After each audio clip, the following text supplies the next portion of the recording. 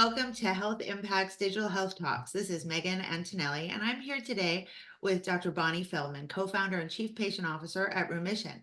I've known Bonnie a long time. It's exciting to have you here. Hi, Bonnie. How are you? Great, Megan. Delighted to be here. Thank you so much for allowing me to participate.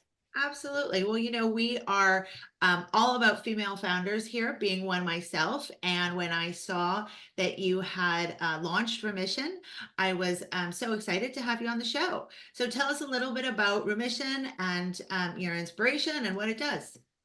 I'd love to. We are super proud of Rheumission, and we have now launched. I founded Rheumission as a one-stop shop with a multidisciplinary team to better serve autoimmune patients like myself, my family, including my 2 son-in-laws, and my 10 grandkids who have a double dose of these genes. After decades of being an autoimmune patient myself with a convoluted patient journey like most of the other stories we have heard, I was just fed up. I was waiting for someone to reimagine autoimmune care, and then finally, that someone needed to be me. And what I longed for was a holistic solution that would bring the best of conventional and lifestyle medicine and deliver it through a tech-enabled platform. I didn't really know how that was going to look, but when I set out to build it, I met Dr. Yu, who is our integrative rheumatologist, triple boarded in conventional lifestyle and functional medicine. And I was so excited to find someone like him with this huge toolkit that I kind of took it as a sign from up above that this was supposed to happen. And I proceeded to recruit a lifestyle medicine physician, and now we have an entire team that includes a psychologist to address the anxiety and depression that is often overlooked in autoimmune patients, the exercise issues. We have an exercise program, we have a care coordinator, and most importantly, we have a dietitian who she's a registered dietitian with an expertise in autoimmune food plans, and that is really important to our holistic approach to lifestyle medicine and rheumatology. Well, that's amazing. And oh my God, 10 grandchildren. That is amazing. I I knew you long before that. And congratulations on that, because that is quite an accomplishment. 10 So grandchildren is, and I want to inspire all the older women out there because candidly, we are venture funded. We have a seed round from Takeda Digital Ventures, and it's how shall we say, I am not your stereotypical entrepreneur. I'm smaller in stature. I am much older. There is no slot for a short little woman with 10 grandchildren. They had to be super imaginative in that regard. And so we are grateful to have the opportunity to seed this idea and launch the product, which has gotten initial feedback from the patients, which has been very encouraging and positive. well, that's great. I mean, maybe we'll just have to get you a Patagonia vest just to have you, feel a little bit bigger. But I think it's fabulous, and kudos to Takeda for making the investment. And I think, as you said, that holistic approach is so important. So, and there's been a lot, we work with Node Health, and we work with a lot of the over the years about the evidence and the value and the research that goes into this. So tell us a little bit about the R&D process around Rheumission's approach. So research is near and dear to my heart. Many people probably don't know this, but I have what's called deep curiosity, and I'm a lifelong learner. It kind of began when I was a kid, and I can't even believe this, but at 8, I asked my mother what was inside a frog. And what did she do to that curious question? She ordered me frogs to dissect in the basement. Now, I have to say, none of my grandchildren have done that yet, but looking at their array of interests, and as I reflect to my own childhood, I can see that deep-seated curiosity is with me today. In fact, as an equity research analyst, that is all about research. That is all about curiosity on the business side, looking at hundreds and hundreds of healthcare companies. And I was nicknamed the due diligence hound dog because no matter what I found out, I needed to find out more. And I applied this over a decade in autoimmune disease when I was first a patient advocate. And in the patient advocate world, most of the patients I was a different kind of patient advocate because I was advocating for autoimmune disease as an investment opportunity. So I was helping investors to understand the size of the market. It began when I first did digital health consulting for cancer companies, and I went to the autoimmune companies. I went to them and said, why can't you do autoimmune? And they said, the market is too small. And I said, no, no, you're wrong. The market is actually really large because if you it's currently segmented by body part, but when you add up all the individual diseases, unfortunately, it's a large and growing market. Most recently, there have been many publications that have validated this original research that really took place a decade ago. And the more important research to form the ideas around remission came from my 500 patient interviews over a decade. So we've done extensive speaking to patients about their patient journey, about their pain points. And at Remission, I am technically called the Chief Patient Officer. And as the Chief Patient Officer, once again, I have to thank our board who allowed me to have a three-pronged approach. One of them is constant patient research. We are always talking to patient, iterating the product. We have a patient feedback program based in research because we want them to tell us the good, the bad, and the ugly. And I'm also, if there's any listeners out there, in the process of putting together what we're calling a patient advisory council that will be a strategic board that will help me as the Chief Patient Officer to get input from a patient perspective on areas of expertise that they may have, technology issues that we have, user design, experience, marketing, whatever other skills they can bring in addition to their patient or lived experience. So that's the basis of our research and our current patient first strategy. Great. Yeah. Well, bringing the patient into it is so important. And I think um, in terms of providing that holistic support, right? I mean, I think the thing that people don't necessarily understand, and as you said, that it impacts several different areas of the body, and they, depending on what uh, disease you have and disorder, and in terms of the holistic approach to that, right? So tell me a Mhm. little bit about, and that's where, I mean, I know my mom had rheumatoid arthritis, and she, you know, went through many medications. Some worked, some didn't, some caused multiple other issues, right? So they're tough medicines to take in a lot of cases, and they cause other problems. But then there's the nutrition and the sleep and the exercise and the things that are much more within the patient's control, but often harder to do than taking the pill or the shot or getting the infusion. So tell me a little bit about how Rheumission is going to support that. Love to. It began when I was a patient in conventional medicine, and autoimmune disease, as I said, is segmented by body part. So most of these patient journeys, including my own, include multiple visits to specialists. If you have a skin problem, you see a dermatologist, you see an endocrinologist, a rheumatologist, a gastroenterologist, when really the entire body is connected. Your mind is connected to your body, and rheumatology in particular, your joint pain is connected to both your mind, your mindset, your stress level, your sleep patterns, your exercise. So when I was a patient, I had to put together my own team by becoming the CEO of my own health, seeing a conventional rheumatologist. Going first, my personal experience was in functional medicine, and then going to physical therapy and lots of different exercise modalities that I call movement therapy. And in dreaming about remission, we wanted a one-stop shop. And Dr. Yu, the rheumatologist, and his wife, Dr. Melissa Mandela, who is our lifestyle medicine doctor, already had established a program in their private practice that looks similar but different to remission. In their private practice, they function, they have what I'll call integrative rheumatology. Lifestyle medicine is the first line of defense.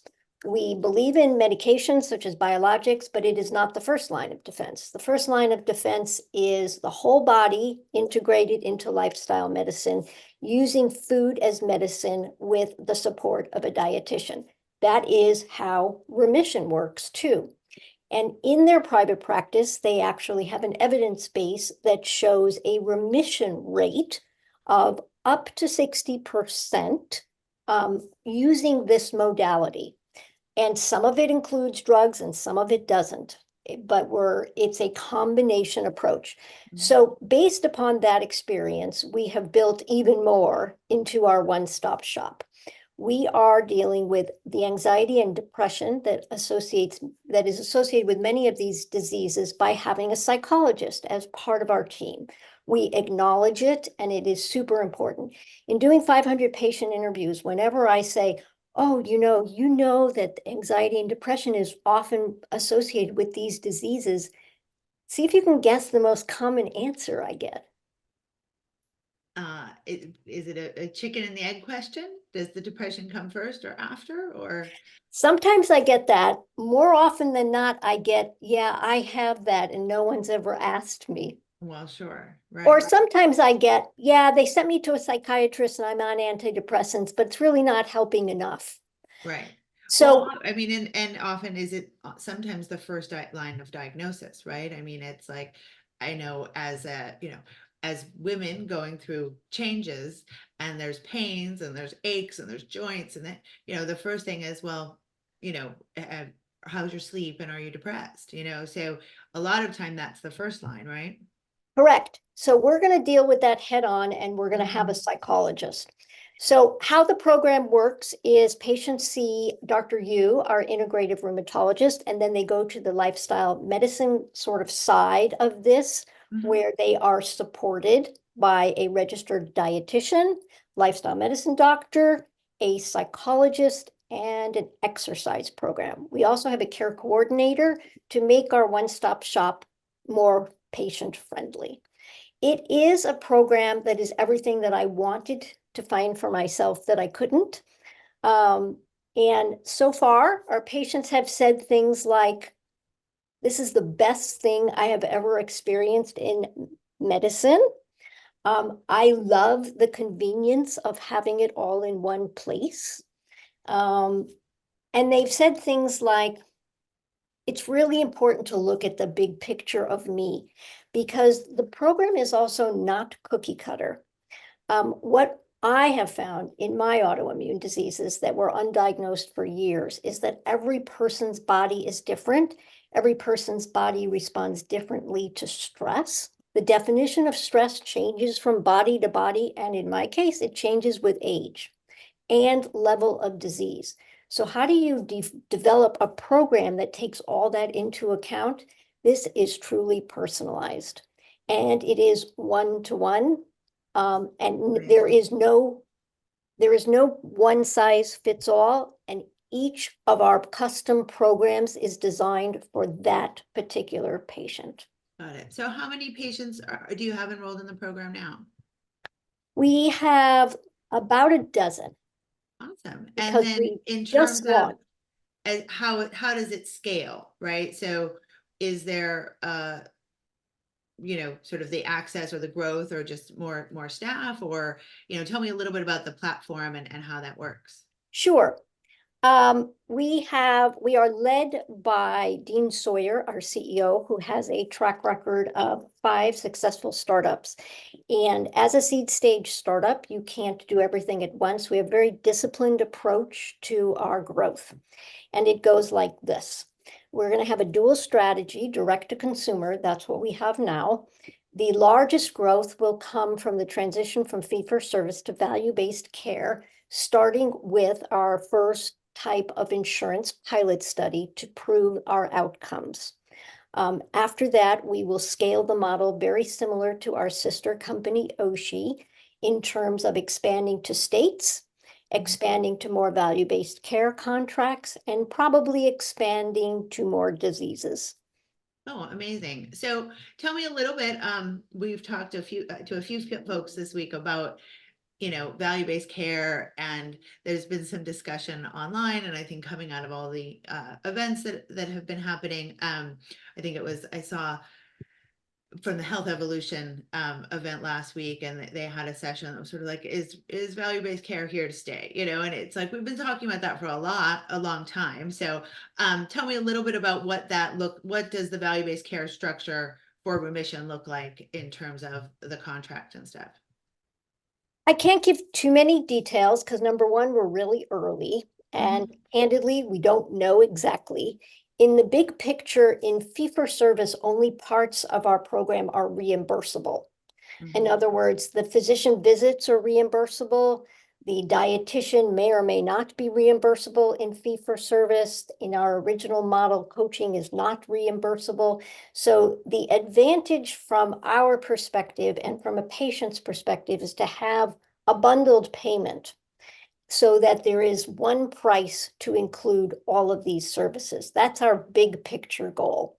Got it. How that will actually be translated into a contract, I'm not sure. That is not my area of expertise.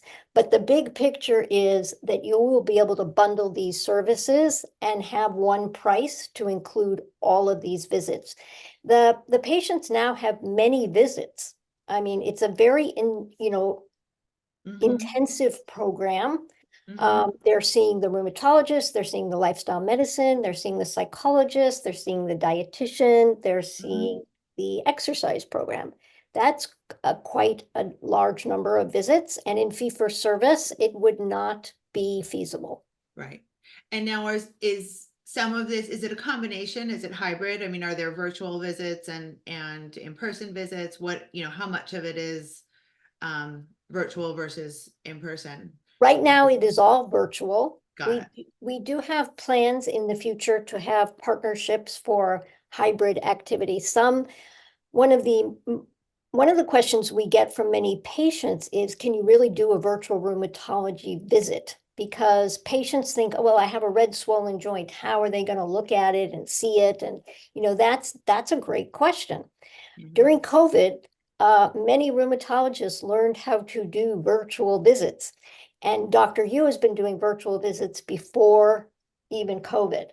So the answer is, for the three diseases that we are currently treating, which is rheumatoid arthritis, psoriatic arthritis, and ankylosing spondylitis that involve joint pain, we feel very confident that we can do those virtually. And there has been conventional medicine validation of virtual visits, mostly coming out of COVID. The other underlying theme is there's a tremendous shortage of rheumatologists, and the current tremendous shortage is expected to grow exponentially. So that when you interview patients, a common complaint is if they live in a rural area that's a rheumatology desert, they have no options. If they live in a city where there are rheumatologists, most of them have closed practices. So although there are options, the waiting time is 3 to 6 months. I mean, for example, my own brother-in-law who lived in Chicago saw Dr. Yu because he couldn't get a timely appointment with his brick and mortar rheumatologist. And he was very impressed that Dr. Yu was able to make his diagnosis. Yes, even in Chicago. And here comes my senior dog coming in to have, he's probably feeling his arthritis as he jumps on the chair. But yeah, no, that is, I mean, I think there's a certain intensity to the treatments, right? Where if you are getting medication that you need to go in, but also the support of what's necessary where you would be going in, but also because of the debilitating, pain often having to go in. So as much as you can alleviate that for the patients, all the better. And of course, the access issue is huge. So being able to support that is big. So, I mean, what an amazing solution and offering in terms of, for the patients. So, given your experience, in patient advocacy and consulting as a longtime entrepreneur in the space and consulting with entrepreneurs, tell me a little bit about, your challenges and, you mentioned the getting funding and the trajectory for, where you see, remission finding its footing and growth and scale for that. Sure. Over the years, as a patient advocate, I've watched myself and others get poor results from conventional medicine that only focuses on medicines. And this leads to negative side effects and actually a much higher cost for autoimmune patients to the system at large. So we want to actually give patients a better experience, a one-stop shop, a comprehensive approach to rheumatology, and also save the payers money, which we believe we will be able to do. We are following in the footsteps of our sister company, Oshi, in the GI space, who is further along and has already proved the value and has multiple value-based care types contracts and has expanded nationwide. So our approach is very similar.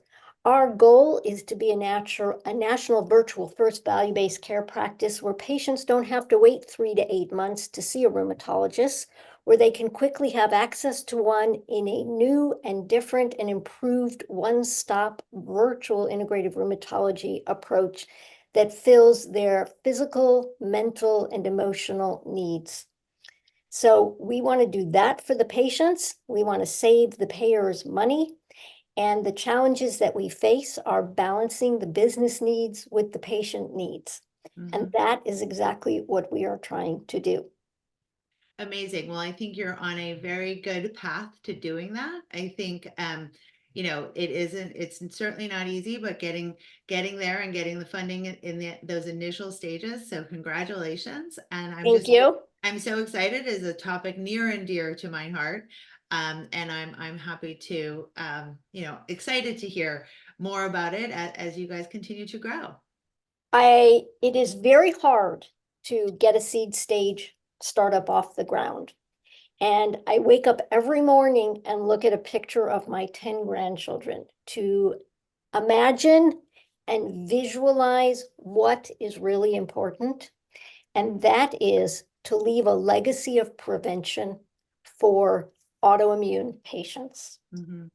Yeah, no doubt. I think that is so important, and that holistic approach that you're taking is really, so meaningful and important in this space. Thank you. And tell us where we can find you, where people can get more information. Rheumission.com, www.rheumission.com. And as the Chief Patient Officer, you can contact me directly, Bonnie@rheumission.com. And Perfect. I also talk to patients. You can call me, and that's on my email. Awesome. Well, thank you so much, Bonnie. I appreciate it. And thank you to our listeners. Reach out to Bonnie. We love to get your questions and make any connections we can. Thanks. Thank you.